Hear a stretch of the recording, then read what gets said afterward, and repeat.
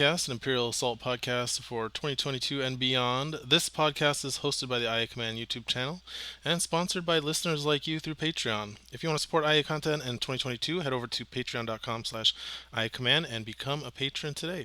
This is episode 7. I am your host, TV Boy, aka Noah, and I am joined by my co-host, the Second Flock, aka Wesley. Wesley, how you doing? Doing all right. Doing all right. It's busy time around the holidays, but still nonetheless a great time to talk about Star Wars. Star Wars, and in particular, Imperial Assault. And in this episode, we're going to be talking about the new map that just rotated in for IACP. Did you like my episode title that I put in the show notes, Wesley? Yes, yeah, I did notice that. Yeah, Tibanna talk about the new map?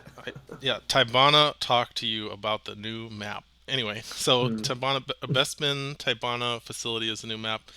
We're going to get into that as our main topic, but first, we do need to talk about some segments we have coming up.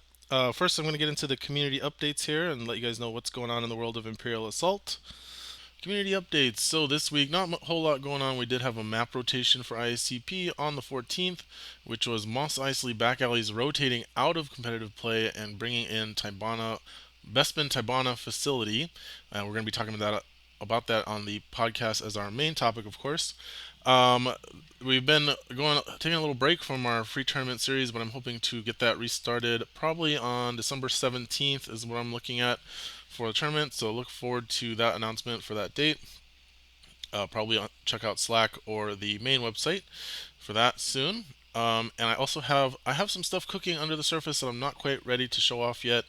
But if you're interested in person local play, like competitive play in person at a local store or something, um, keep paying attention because there's something coming down the pipe for you all. Um, and I'm really excited about that. But it's taken me a little while to get that finished.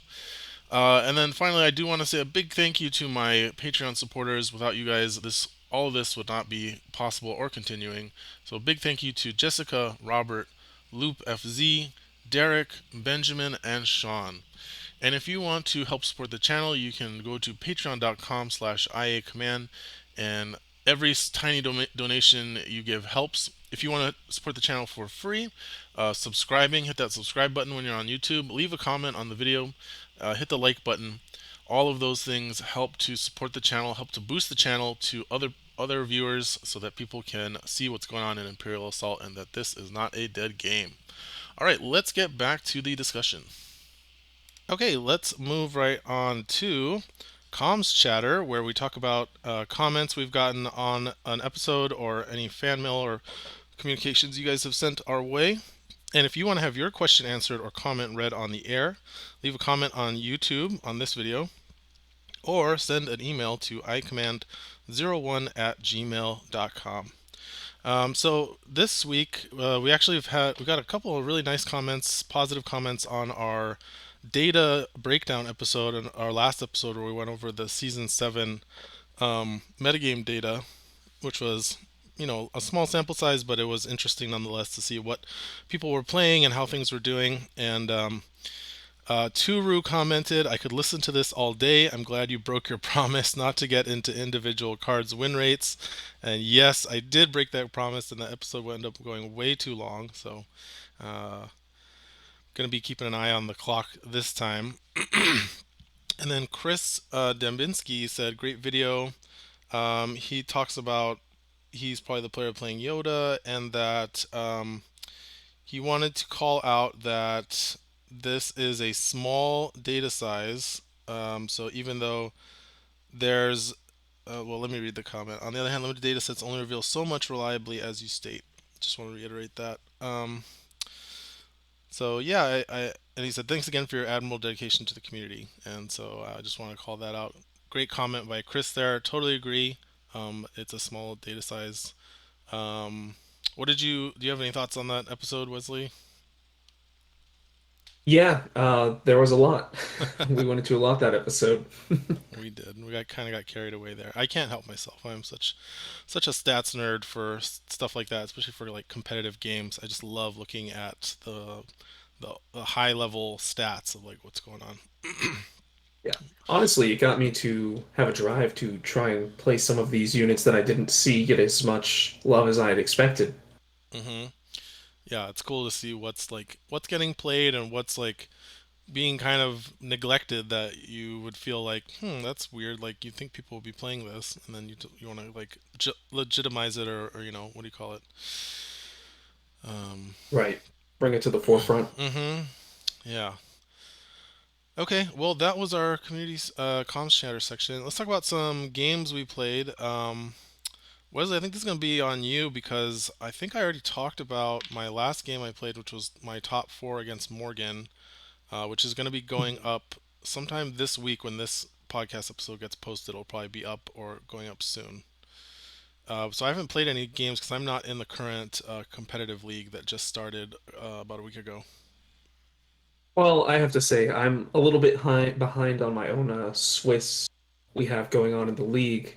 I'm going to be one of those players that tries to jam out 3 or 4 of my games in a few particular weeks. I feel like that's the direction it's heading. But about a week ago, I visited a friend's house, the guy that introduced me to IA, way back before IACP when it was still being supported by FFG. And, he casually keeps up with some of the IACP news, but he just likes to crank out a few games once in a while, sometimes play some campaign. But we went over, played some skirmish together. We decided to. He had some maps that he'd printed, and he sold me his collection, so I had a random assortment of maps. And we decided to play on ISB headquarters, which is I don't know if that's ever been a competitive map, but that was an interesting one. Is that the one with the Um, security cameras, or is that the one yeah, with? yeah, they're cameras that deal damage at the end of the round based on line of sight if you control them. Yeah, that's actually been in rotation twice. Once for FFG, and then Yeah. we brought it back for ICP.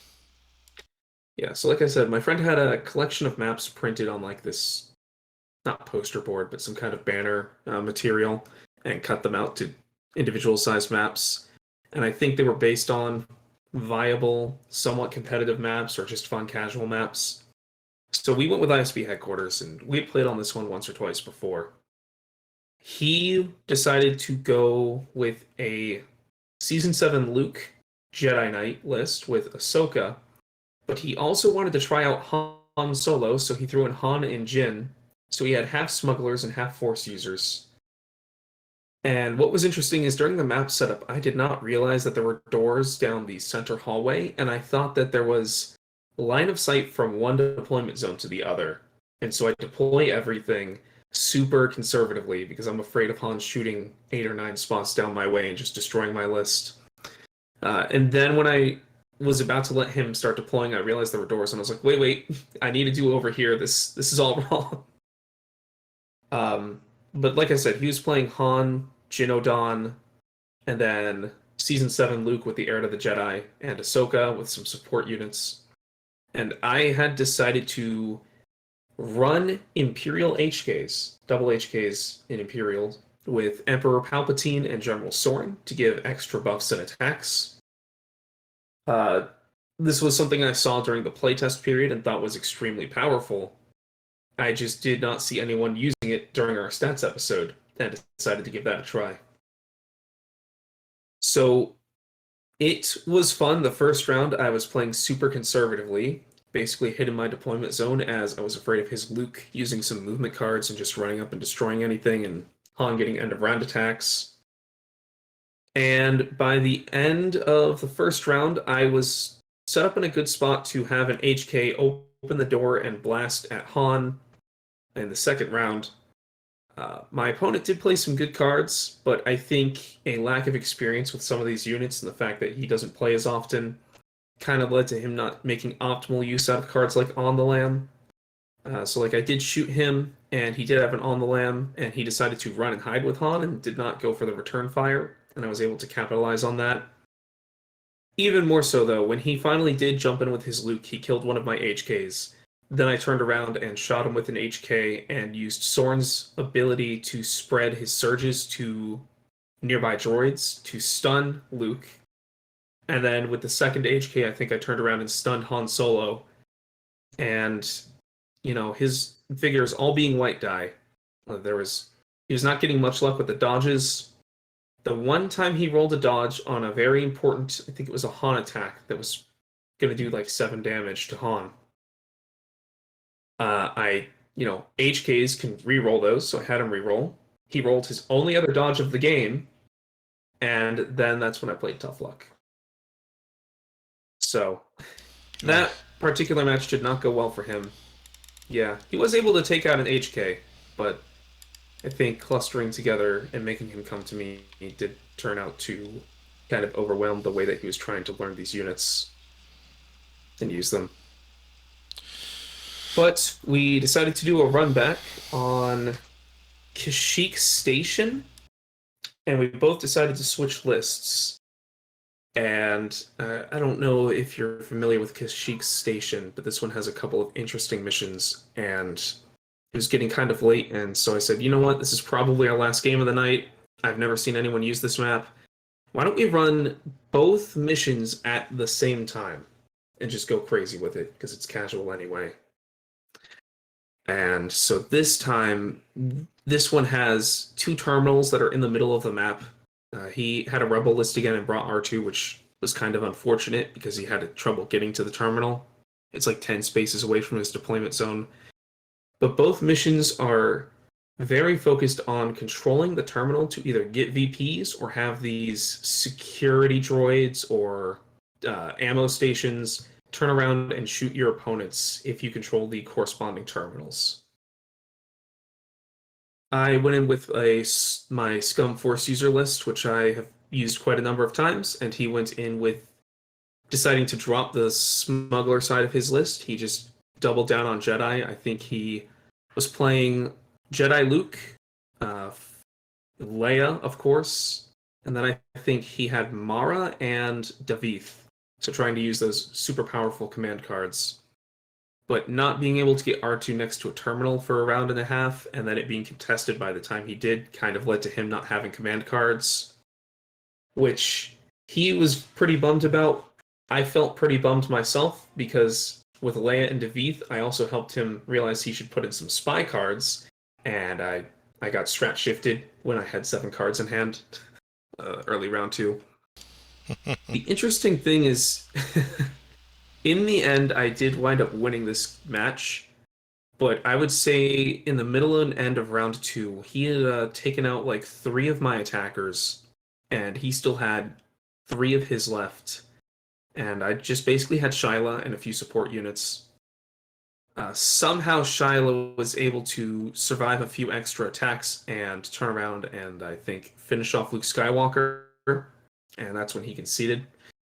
The reason she was able to finish off Luke, though, is because I had Afra run up and take a shot at Luke near the end of round two, and I was doing it mostly hoping for maybe a 1 damage ping to get opportunistic off of one of my attackers to get them close to Luke.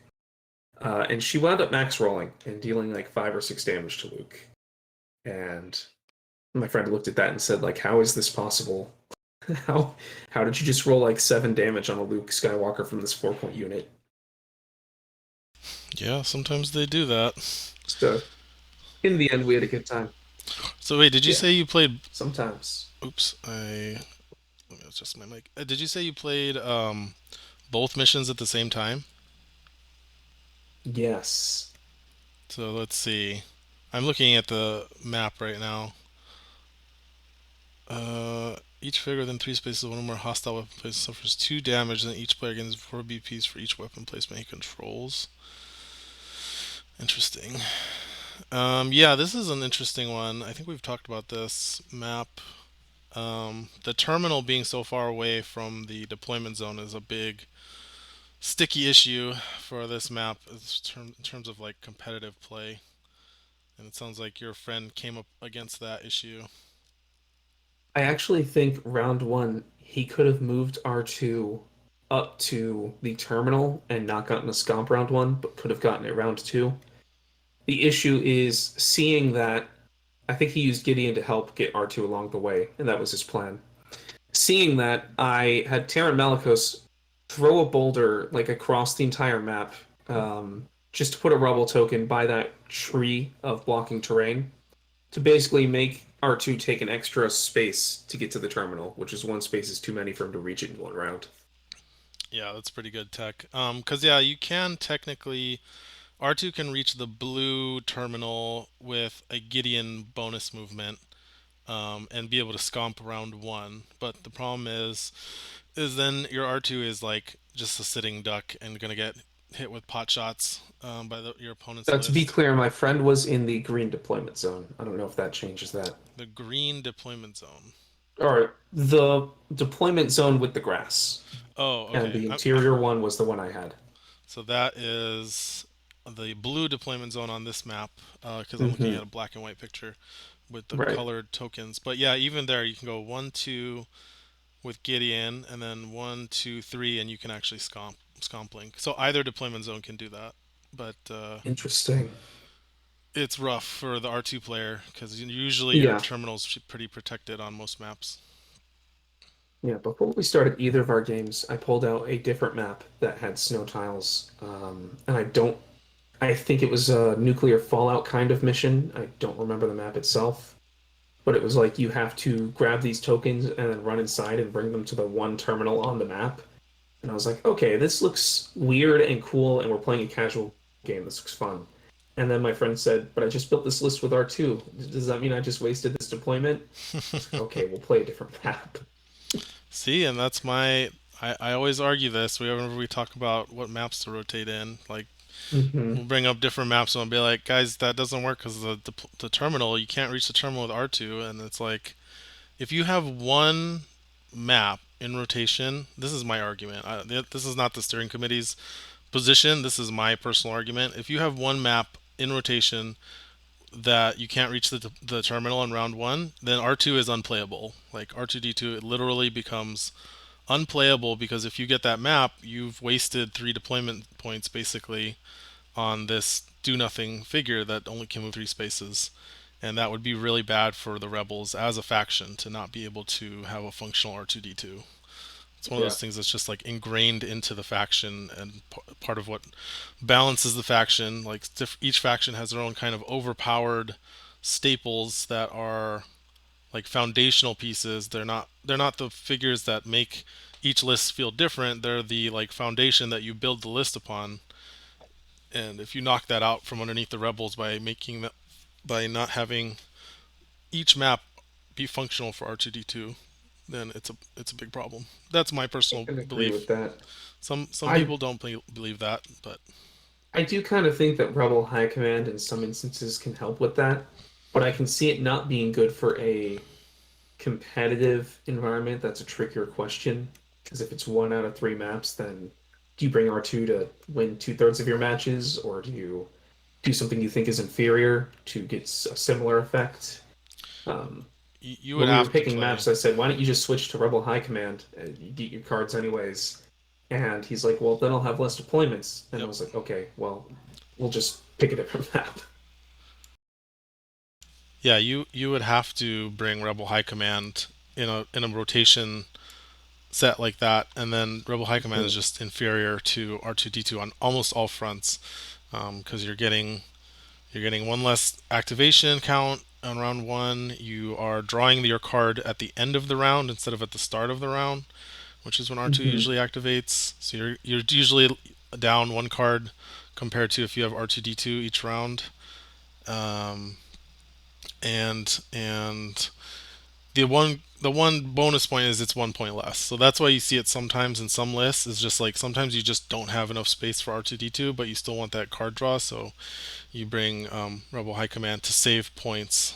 But otherwise, anyway, yeah, it's an interesting discussion that your story made me think of in looking at this map. But Yeah. And I think one last thing to note on the Kashyyyk station, since we did do the crazy thing, and I said let's play both missions at the same time. Blue side where my friend was, I think there are some crates near one of those hostile stations to where you would get shot if you were trying to hold those crates, those two crates in the I'd say the top right corner of where the water is. But on the red side, you have crates that are just outside of that shooting station's range, and you can hold them safely. And again, I had to remind myself that the map wasn't balanced to be running both missions at once. But I did think that gave me a little bit of leeway in holding objectives. Yeah, I think probably would have ruled that that weapon's turned off for that mission. That does seem a little unfair. Yeah. Well, in the end, it turned into a dogfight, and the objectives were kind of like things we ran towards, but not things that really determined the outcome. I mean, the terminal holdings did, but not so much the shooting stations or the crates. Okay. Well, any other games you wanted to talk about, or did you want to move on here? No, I think we're good to move on. Okay. Well, I lost my show notes. Oh, there we are. Okay. So moving on. I'm gonna change up the. There we go. Okay, so moving on to our next segment is rules question of the week. So we're going to talk about the best rules question we've seen from the community. It's usually a good point of discussion. So the one I picked for this episode is there was a question about massive figures playing Dying Lunge and then using Parting Blow. So the question was, can a massive figure, so in this case only the Rancor, can the massive figure play Dying Lunge? And then if it does play Dying Lunge, can it overlap other small figures the way it normally can when it moves? And then if it does do that, and I'm bringing up the card images for the video. If it does do that, can it then play Parting Blow? Since usually when a massive figure overlaps and pushes a small figure out of the way, that counts as that figure exiting an adjacent space, and you can usually play Parting Blow off of that. So, did you see this one, Wesley? Yeah, yeah, and then there was a one final part to this question was, and then if you do the parting blow attack, is your figure stunned for the dying lunge attack? Yeah, so that's the question. So, Yeah, I did see this question and I just popped in with my own answer and I was like, it was like a 5 word response. I was like, pretty sure it's yes, yes, and yes. yeah, so let's run through it because it's actually the actual answer is it depends. Oh, So it depends.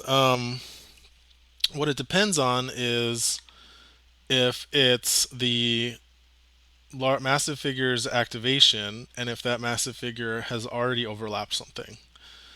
So in almost all cases, it would not be the massive figure's activation if they're dying to Dying Lunge, right? If right. they're getting attacked, it's probably not their activation. In which case, so the 90% of the time, we would say that the situation would be the massive figure it suffers damage, and then you would play Dying Lunge, and then it can move and it can overlap any small figures.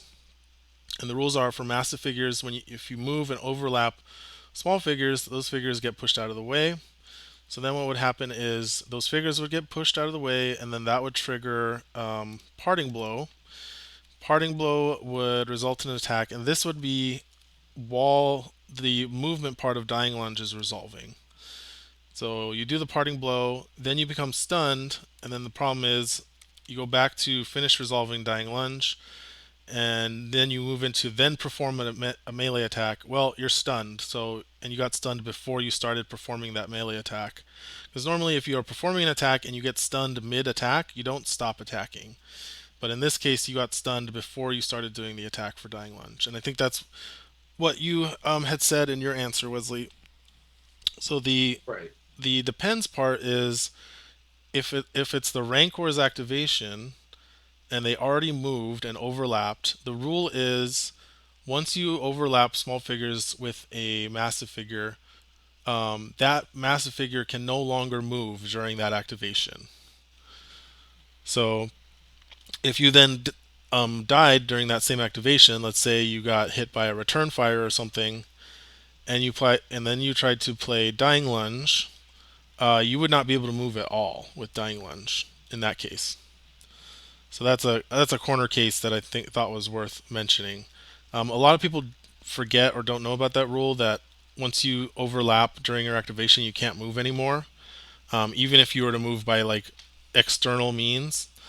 So same thing for like Bantha Rider, overlap, do a stampede. You can't then play opportunistic to move some more.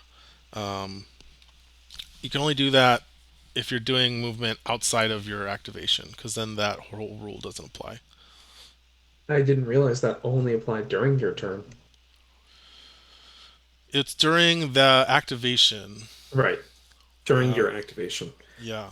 Yeah, I actually thought that was in general, like if you played Dying Lunge and then overlapped and then I don't know, somehow did damage before the Dying Lunge attack and then played opportunistic, I thought you would be stuck. That Yeah. was a once per activation uh, The overlap. restriction on the displacement. Yeah, Yep, it the is. overlap. It is. Well, you said it doesn't apply outside of their activation. Oh, so there's a ruling that like if you do it during end of round, then it Hmm. doesn't apply. Let me look up the actual rule just so I'm doing this correctly. Let's see. Let's go into the actual rules here. Because I think it's worth looking up. I thought I knew this rule because I've looked it up so many times.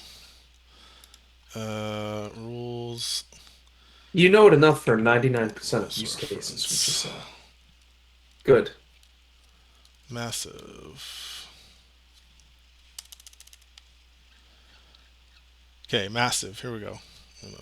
I'll zoom in here. Massive figure can ends movement. If any figures in space are pushed, the player moving the massive figure pushes friendly figure first, and the other player pushes their fingers. After a massive figure ends its movement in spaces containing at least one other figure, the massive figure cannot move anymore during this activation.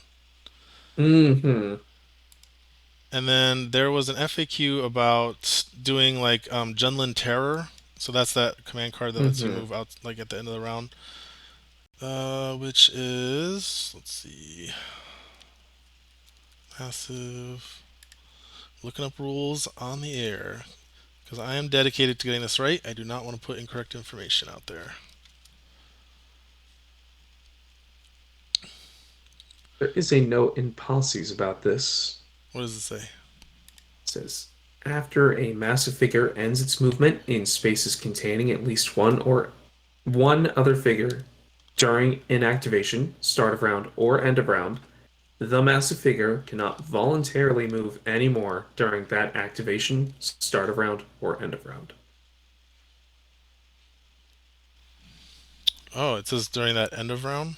Okay, so that must be Hmm. from the The Juggling FAQ. Terror. Yeah, I thought Yeah. it reset though once you got out of the activation. I was pretty sure. Um, FFG's FAQ's PDF is not loading. So it's a good thing I made a backup over at ia-continuityproject.com. If you go to that website, all of FFG's rules documents have been saved as backups under our official documents page. So definitely check that out if you ever need to look up any official rulings from FFG and their website's not working for some reason. And I'm filling time here because um,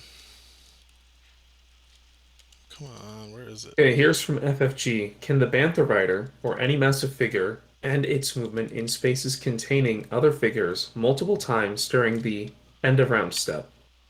Answer, no. It can only do this once during the end of round step. Multiple times during end of round step. Okay, so that is then so that's correct. Is that you can do it during activation and then you can also do it during the end step, but you can't do it multiple times during the end step. Right. All right, see, we got there. We got All right. there. All right, so let's What I move. would be Oh, go ahead. interested in is if there's some way to unstun between the dying or between the parting blow attack and then the dying lunge attack and actually get both of those. I think there is, which would be, what is that? Mercenary card. Punishing strike, but you have to use the old version, so not the ICP one. Ah, when one of your figures applies a harmful condition, would this work? Yep, I used to do this all the time with Shyla and Parting Blow. So you're using. Oh, we're getting into this now. You're using. I have pushing strike on the screen. You guys can see it if you're watching the video. Yeah, Parting blow. You are playing this command card, and part of this command card's effect is it is dealing a harmful condition to a figure. It's right. just it's your figure, but it doesn't specify on punishing strike whether it's hostile or friendly figure. It's if you use an effect to deal a harmful condition to any figure, you can exhaust punishing strike and deal out a different condition instead. So you use. I my confusion here is that the original wording for punishing strike says exhaust this card when one of your figures applies a harmful condition to a figure. Mhm. But in the case of parting blow, is that not a command card or a mission effect or a rule It that is is applying the stun condition? it is a command card being played by that figure. Okay. That's if you look up command the rules for command cards are command cards that have a restriction in the text box are played by the figure that meets that restriction. Okay, so in short, if you want this to work, you need to have a Rancor, play Dying Lunge when it dies, move and displace someone, play Parting Blow, be running the original Punishing Strike for 2 points, exhaust that, put a different condition on it, and then you won't be stunned when your Dying Lunge attack goes off, and you'll be able to get 2 attacks out of dying. Yep, and this does not work with the new punishing strike. Um, Right. I pushed for it to work because I like that combo, but I got there were reasons to not have it work that way. I think people just didn't like how unintuitive it was. Because I think most people Right. have the same reaction as you.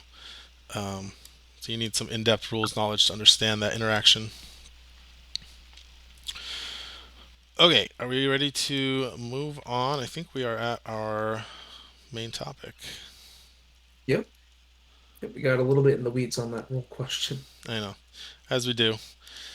All right, but our main topic is Tibanna want to talk to you about this map. This is the Bespin. What is it called?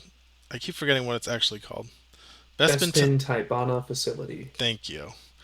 So here's the map up on your screen. This map has rotated into IACP tournament play effective November 17th. So we kind of dropped it on people right out the date. We're rotating out Mos Eisley back alleys for this map, and it's kind of crazy that Mos Eisley rotated in so long ago, but it did almost a year ago. Not even a year though, less than that. Whatever the current length of stay for a map is, which is Honestly, I think nine it's four months. months per rotation, and I'm just surprised that Earthscrew has been out for 4 months. Yeah, time flies. But it's like I think it's three rotations a year, 4 months. So yeah, actually that means a year. Each map is out for Yeah, a year. So Mos Eisley's been out for a year, and so we bid adieu to Mos Eisley once again. I personally don't like that map anymore, but people love it. It's a very popular map. But I do like this map a lot. Uh, I think it's great that we're finally getting this one into rotation because I think it's a really balanced map. It's a good competitive map. So we're going to talk about it here. Let's see. What was I? See, my notes keep getting away from me. Oh, here we go. These are my notes. So the first thing we should talk about is kind of summarizing the map. Again, you can see it up on the screen. It's a small size map, in my opinion, and my basis is Lothal Wastes is a large map. Uskru and Mos Eisley are medium maps, and Devron Garrison is a small map. So this is also a small map, in my opinion. But it's not too small. I think it's bigger than Devron for sure, right? yeah, kind of seems that way. Slightly bigger. Okay, well, let's go through the missions here. And see, I have I too think it's just many. crazy that Earthscrew is considered medium, though. That feels like a perfect sniper map. I consider it medium. I think people might disagree with me. I think Mos Eisley is definitely medium, right? Yeah, Yeah, I yeah, think Urscrew let's look at it feels medium. big when the doors are locked, but once the doors open, it's actually not as big as people think it is. But let's talk about these missions. So mission A, I'm going to zoom in here, is Man in Carbonite. So this is setup. Each player claims 2 mission tokens. And I should pull out the tokens while I talk about these, but then I'm going to get distracted.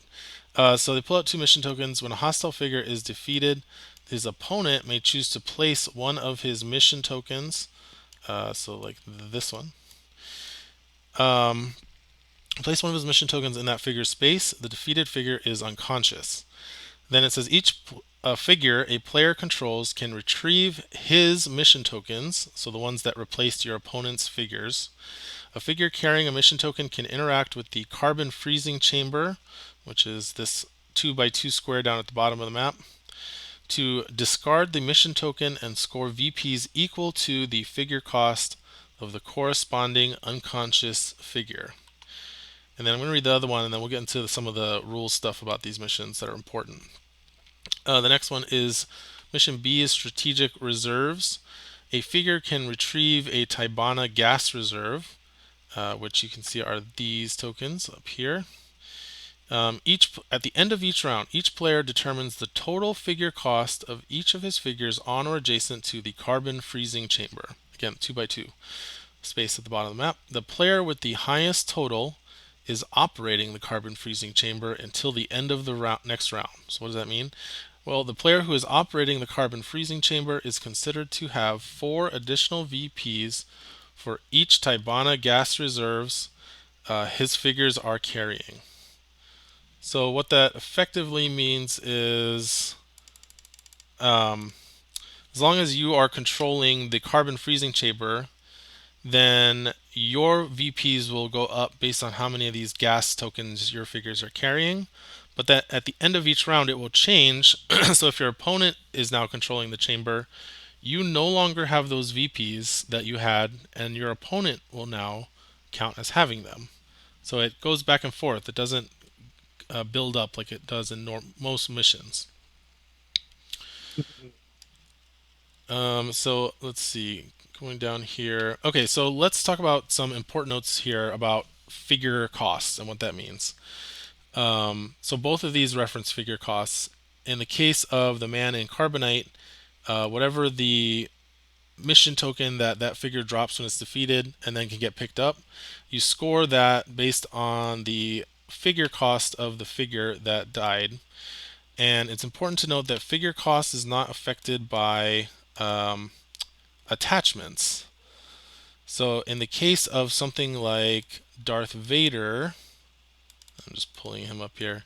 So if Darth Vader is being used and you have Driven by Hatred on him, we're used to Vader costing 13 points now, because that's how many points we get when we kill him. We get, and it's technically it's because you're scoring 18 points that is then modified by the attachment on him. Normally you score the figure points and then you also score for the attachment, and the attachment actually gives you less points when you kill Vader, so you get 13. However, attachments by the rules do not modify a figure's figure costs. So, even when you're playing like an 8 point figure, if you put like a 1 point attachment on it, that figure doesn't become a 9 point figure. It's just an 8 point figure with a 1 point attachment. So in this case, Vader's figure cost remains 18.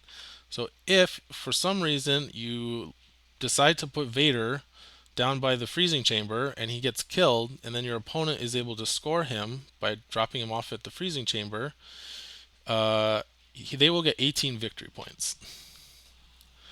And the same is true for stuff like Han Solo with Rogue Smuggler. He is 12. His figure cost is 12. Chewie with, what is it, Wookiee Avenger, his figure cost is 15, etc., etc. I think those are the 3 ones that have negative modifiers that are important to look out for. Yeah. Uh, and then the same is true. We'll talk about that. The same is true for mission B, except in reverse, right? So you could have a full, or no, not a full group of Rangers.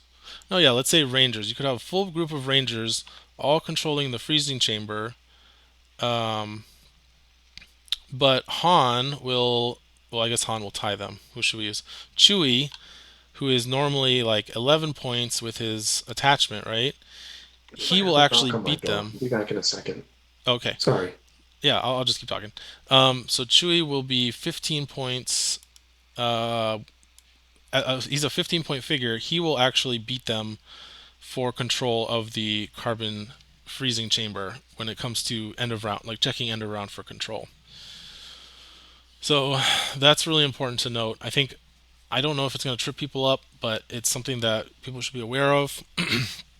It's definitely going to lead into, might change strategies for people when these figures are present. Again, also true of if you're playing like a positive, like let's say you had, I don't know, what attachments can you put on a group of Alliance Rangers? Something, or something that makes them like 13 points. They're still not going to be beating Chewie because they're still just a 12 points of figure cost. And I guess I should also mention one more thing is that you add the figure cost and you don't look at the deployment cost. So let's say you have a group of elite jet troopers um, out here, and there's two of them on the carbon freezing chamber.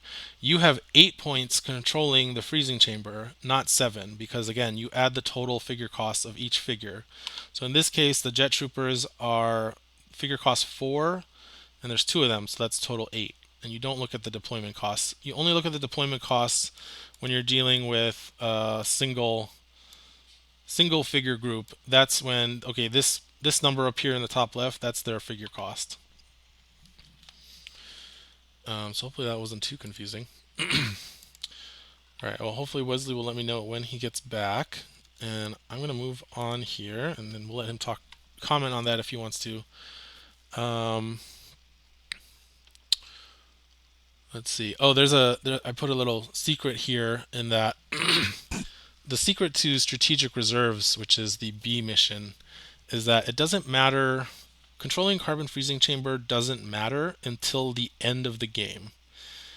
So if controlling it would push you over 40, or your opponent over 40, or if you're getting to the end of the round, end of the time, like if you're playing a timed game for a tournament, that's when you really want to focus on getting that control of that freezing chamber.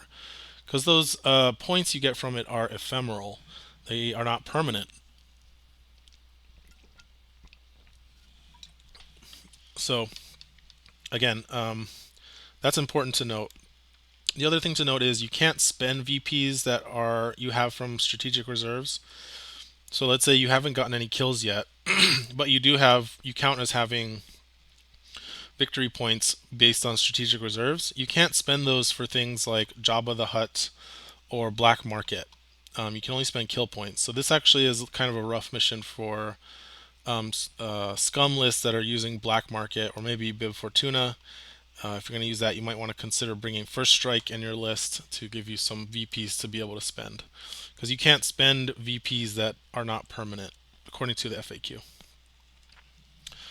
All right, let's kind of talk about the layout here of the map. So we've got 4 unlocked doors. And I'm going to zoom in a little bit here so you can see the full map for you guys. We have 4 unlocked doors, 2 on each side. 2 of them separate the upper area between the deployment zones, and 2 of them separate the lower area, which is occupied by the carbon chamber, between the 2 terminal rooms that flank the carbon freezing chamber. The upper area has a lot more cover and walls to hide behind, so I think that's going to be much better for figures that want to close the gap to do close range damage.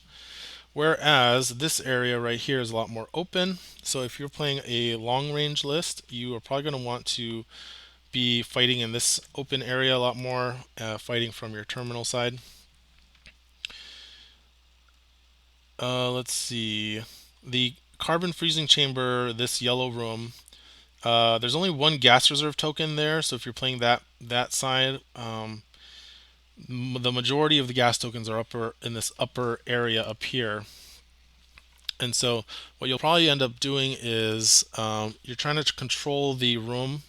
So you'll want to have line of fire into the carbon freezing chamber and you'll want to be using your like expensive queen pieces to control that.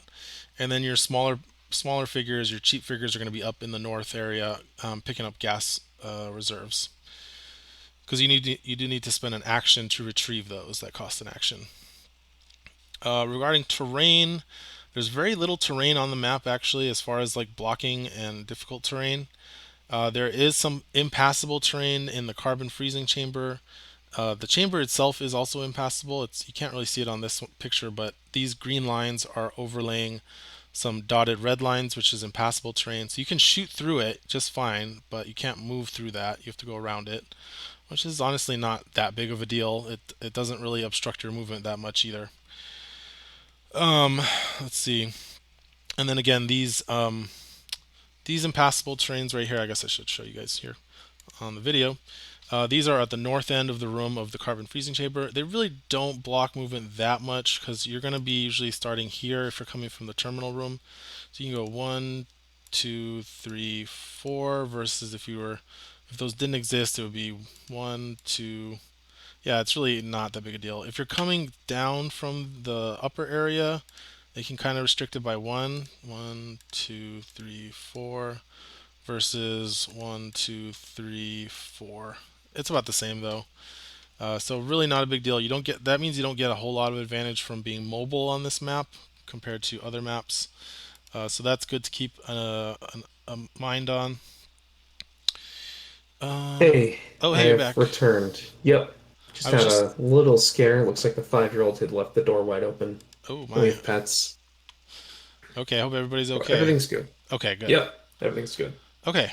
Well, I finished talking about the objectives. I went over Hmm. like the figure cost rules and the fact that you don't. It doesn't matter who's controlling the freezing chamber until the end of the game, and that Right. you can't spend those VPs. And then I was just going over the layout of the map here. So kind of covered the doors, the gas supplies, the fact that there's very little terrain, and then Hmm.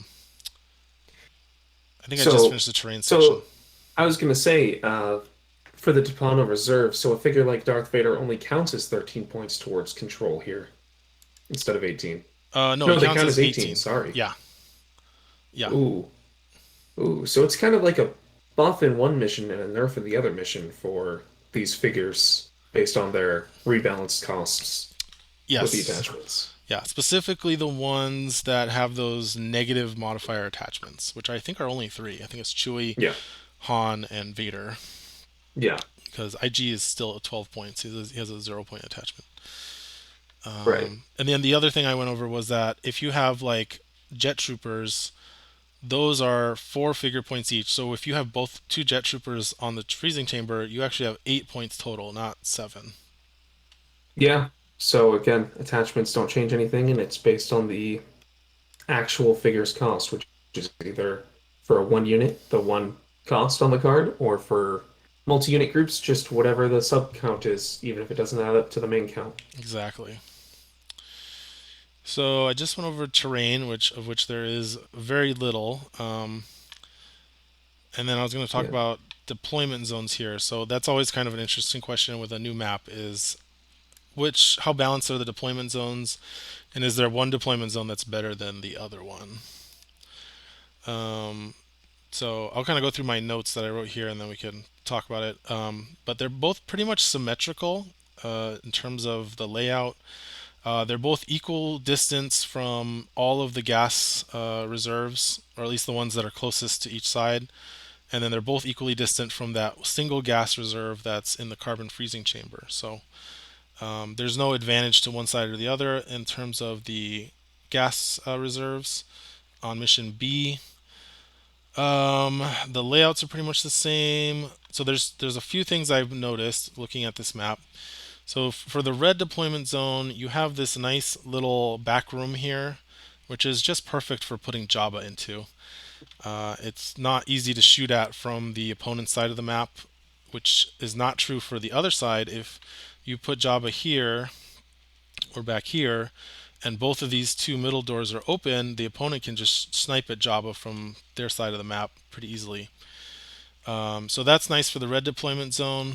The other thing I saw was, let's see, there is a little alcove here by the blue deployment zone.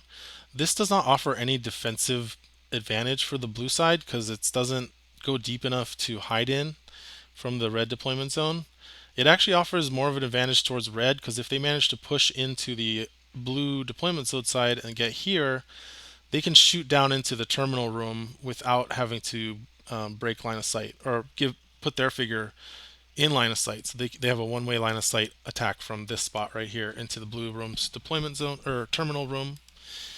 And, and then as far as the blue side, it did take me a while, but I realized there is a advantage here. So first of all, the blue deployment zone is one space closer to the terminal door, so that's kind of important. That means a 5-speed figure can move. So you can go 1, 2, 3, open the door, 4, 5, and get back to safety.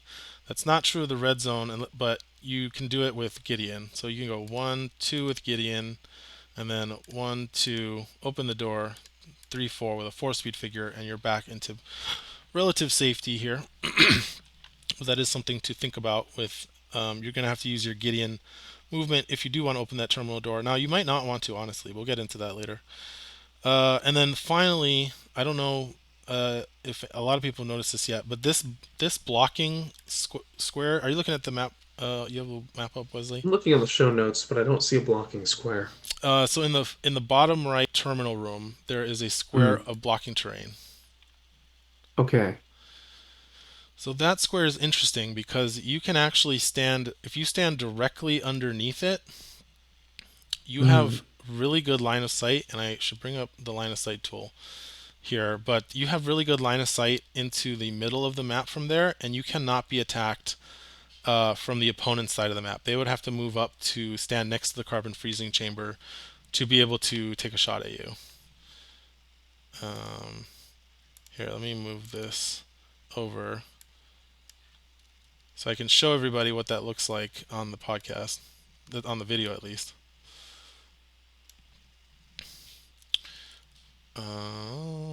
Get rid of that. Okay, here we go. So if you, and I know you can't see this, Wesley, but if you go into the line Now of I see it.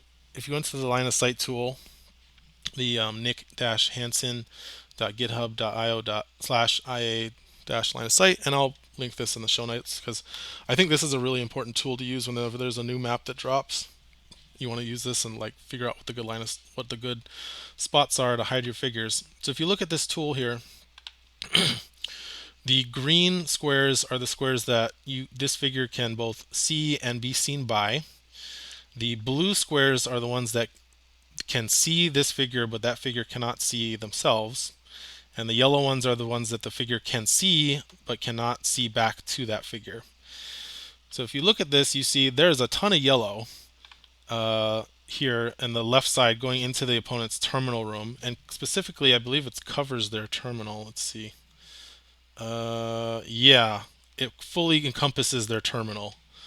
So you would be able to attack any figure they have standing next to their terminal, and they would not be able to attack you back unless they move 1, 2, 3 spaces out of their deployment zone, which means it would be very hard for them to move out, attack you, and then move back to safety if they have a 4 or 5 speed figure.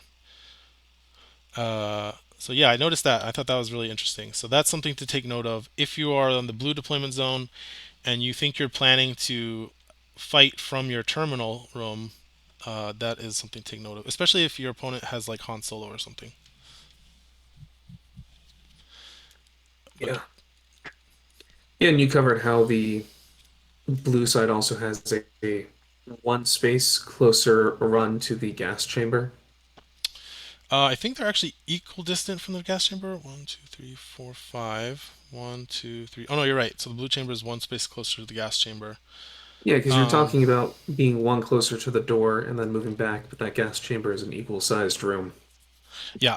But you don't have to like spend an action to interact with it. So I mean, both sides can get there with I think what 7 movement, 5 movement. So Yeah. not it's not a huge advantage there either. One thing Um, to note, though, you mentioned having Gideon on the red side, maybe send someone up too, and then they can open the door and run to safety. I think Gideon on both sides has a different job on this map, and it's to, round one at least, is to help get R2 to that terminal that's 4 spaces away. Oh yeah, you should talk about that. I have to step away for just a second.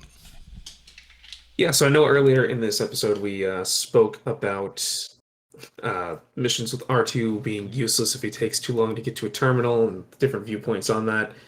We have the Earthscrew map, which is a little interesting because I don't know red, blue on that one, but the top side up there, the north side of the Earthscrew Entertainment District, you start there on Rebels, and R2 needs to somehow get a magical fourth movement point to get to the terminal. But what we see here in Bespin Tibanna facility is that that is something that holds true for both sides of the map, whether you're red or blue. You're going to need four movements points to get from the beginning of the end of your deployment zone to the terminal. And if you want to control that, if you want to scomp, and of course R2 only has three movement points. So you can't really scomp turn one unless you give him extra movement points, and the quickest way to do that would be a figure like Gideon. Did I hear you come back already? Yep. So yeah, you have to do that on both sides. Is that true? Yeah, from what I see. I don't see either side that offers that for three spaces. And I was talking about Heron Earthscrew. You have one side that takes four and one side that takes three. Yep. So if you are playing R2, you'll want to have either Gideon or Hera in your list to help deal with that gap. You can always bring Fen Yeah, or someone like that. Fen works too. Yeah.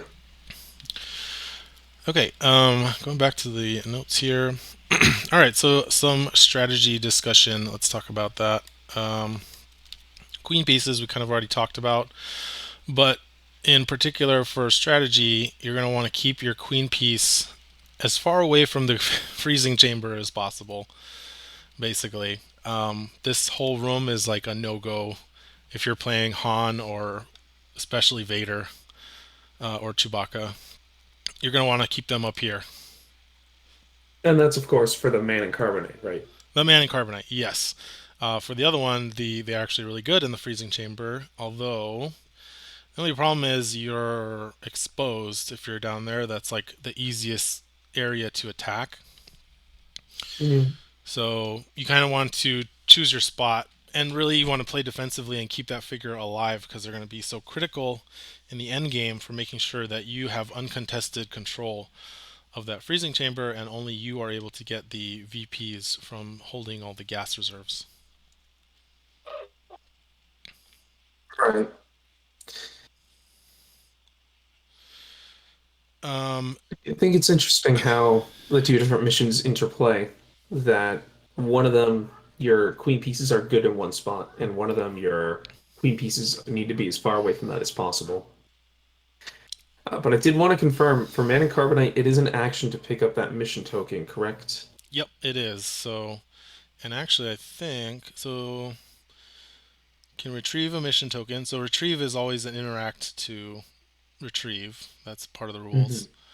Hmm. And then I believe it's also an interact to drop it off. So it Yeah. is pretty difficult to dunk one of these unconscious figure tokens. You have to have an action to pick it up. You have to have an action to drop it off, and then you have to spend movement points in between to get there.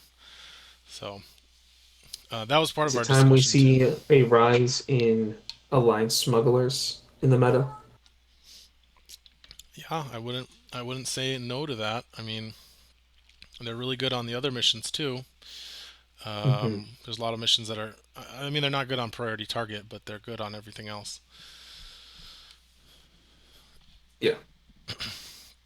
So yeah, because they would get their free movement points from interacting with a unconscious figure token, and they also get that from these gas reserves. I think you can only carry one gas reserve at a time, right? Nope, you can carry multiple. So yeah, they'd be really good because they could pick up one and then move and then pick up the other one, same activation. Oh. Oh yeah. So yeah, Wow. smugglers are And then good. just run away. Yeah, They're really good for this. yeah, and you do want to run away once you have one of those gas reserves because if you are defeated, then you drop it and you don't control that anymore. So that's one of the main strategies for the strategic reserves mission. Is if for some reason you cannot maintain control of the freezing chamber, you're going to want to do everything you can to kill as many of your opponent's figures that are either carrying the gas reserves or threaten to pick up one, to deny them those victory points. And then, of course, if you're killing Right. all their figures, you're scoring more VPs than they are. So, Right. And hold on one more minute. I'll be right back if you want to continue. yeah, sure thing. Um, so similar to Devron Garrison, we have this area up at the top, but it's a little bit different. First of all, the doors are not locked the way they are on Devron Garrison. Why does my microphone keep going down? So annoying. So this area here, you can either go up and around, or you can open the door and try and go through, which is not that hard actually. One, two, three, four, five, six. It's not unheard of to open your door, have one of your figures get some bonus movement from like an officer or Gideon, and then be able to come and open this door as well. But it's probably not advised to do that on the first round because then you're just giving your opponent a nice big target to shoot at. Instead, what you'll probably see is people positioning figures like here or here. Although even that is dangerous because the opponent can go one, two, three, and shoot down into this middle area. So probably like positioning your figure here is good. Let's see, one, two, three, four. Those you can still get shot at. So it's really not safe any way you slice it. Your approach on this top area, you're gonna have to rush the opponent if you want to do something. So probably the safest area will be like right here. Oops, by right behind your door, and then I might come out between the two oh, I'm gonna recordings. mute his. There we go. All right, just us again. So the other thing you want to look for is this is actually so we talk about this being a potentially melee friendly map, but actually that's really good for ranged lists. The reason being that, like we said, they can punish any melee figure that tries to come through this area very easily. But what you're really going to be doing is probably moving your list down into this terminal room, either side, blue or red. You're going to open this door, and then you're going to have perfect control over shooting up into this middle area and then shooting up at whatever comes through this area. You'll be able to shoot if you keep your figures around here, around your terminal. And then, of course, you can also shoot at your opponent if they try to come through their terminal room. So these terminal rooms actually have a lot of control over the map. Let's see. What else? I feel like my microphone volume is all over the place today.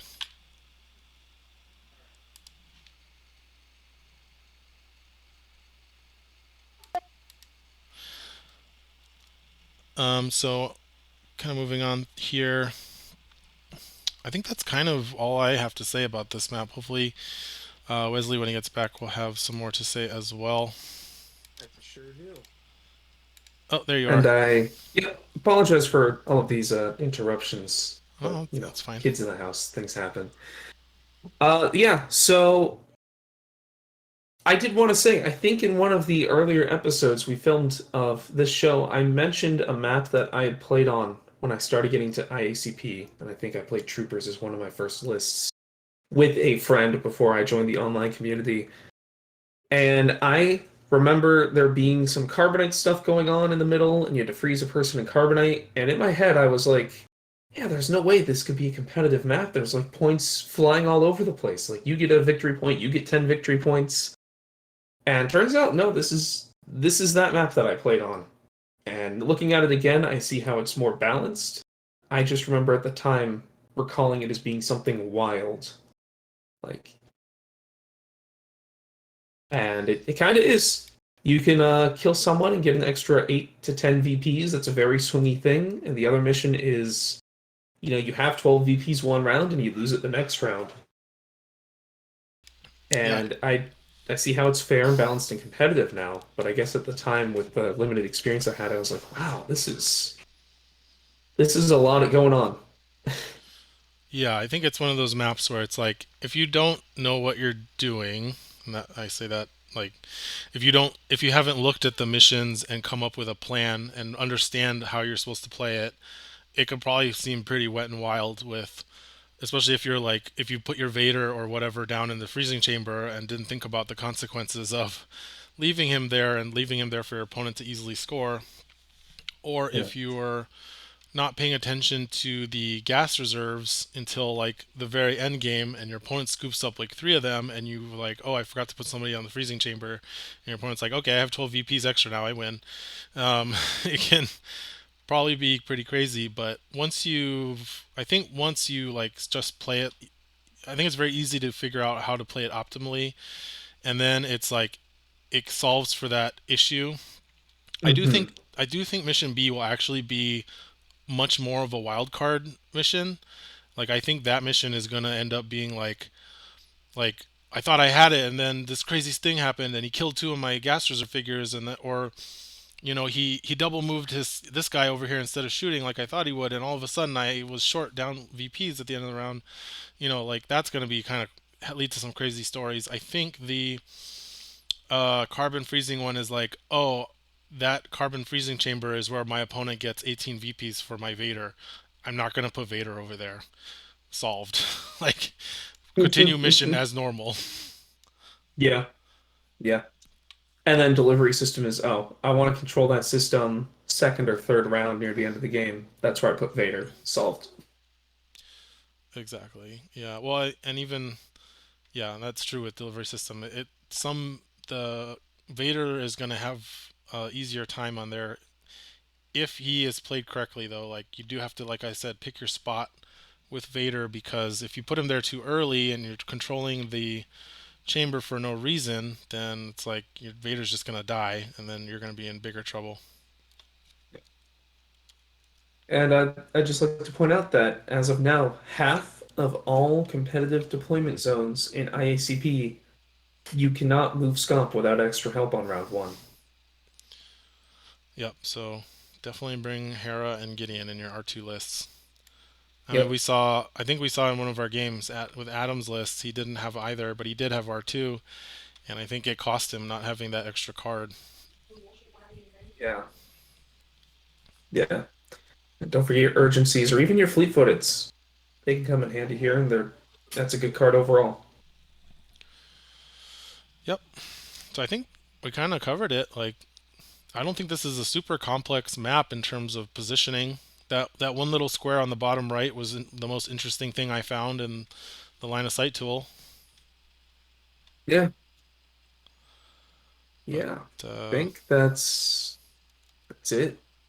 I guess one note is that when I did play this on the IRL map we'd folded out, I don't think either of us were running anything with mobile, so we said, "Oh, this is a carbon chamber." Well, I don't have like Han and Carbonite, but I did have this D&D miniature. It was like an alien in some test tube, and the test tube was made of metal and had all these legs sticking out like a spider thing.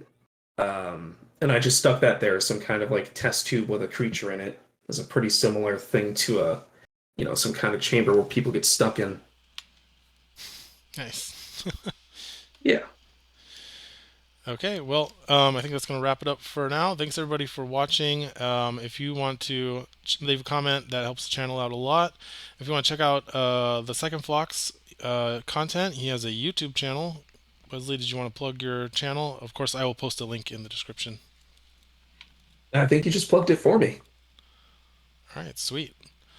Well, we will catch you guys next time. I think, I probably mentioned this in the community updates, but I am going to be gone traveling for a while. But we're going to record a bonus episode here, so you guys will have something to listen to the following week of this episode, and then I'll be back, and hopefully we'll make some more stuff. Yeah. All right, everyone. Stay frosty.